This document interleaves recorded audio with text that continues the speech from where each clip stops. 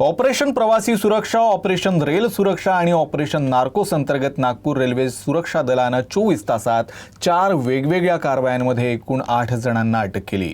या कारवायांमध्ये रेल्वे मालमत्तेचं नुकसान, प्रवाशांच्या सामानांची चोरी आणि अंमली पदार्थांची तस्करी या गुन्ह्यांचा समावेश आहे। रेल्वे संरक्षण दल दक्षिण पूर्व मध्य रेल्वे नागपूर विभागाकडून सुरू असलेल्या विशेष कारवाईचा एक भाग म्हणून 16 आणि 17 फेब्रुवारी रोजी गोंदिया, राजनंदगाव, नैनपूर आणि बालाघाट स्टेशन परिसरात शोध मोहीम राबवण्यात आली।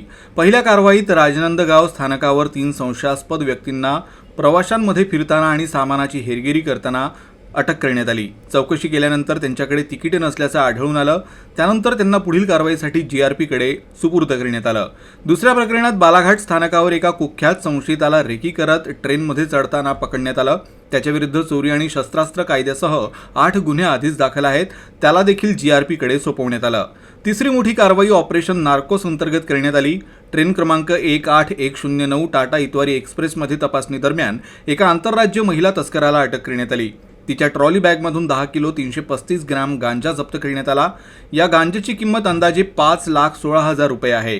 तिच्यावर एनडीपीएस कायद्याअंतर्गत गुन्हा दाखल करण्यात आला आणि गोंदियातील सरकारी रेल्वे पोलिसांकडे सोपवण्यात आलं।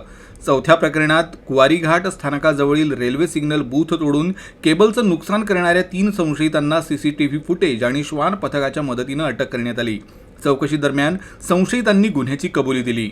तर रेल्वे सुरक्षा दलानं प्रवाशांना स्टेशन किंवा ट्रेनमध्ये कोणत्याही संशयास्पद हालचाली किंवा आक्षेपार्ह वस्तू आढळल्यास त्वरित हेल्पलाईन क्रमांक 139 किंवा जवळच्या आरपीएफ चौकीवर सूचना देण्याचं आवाहन केलं आहे।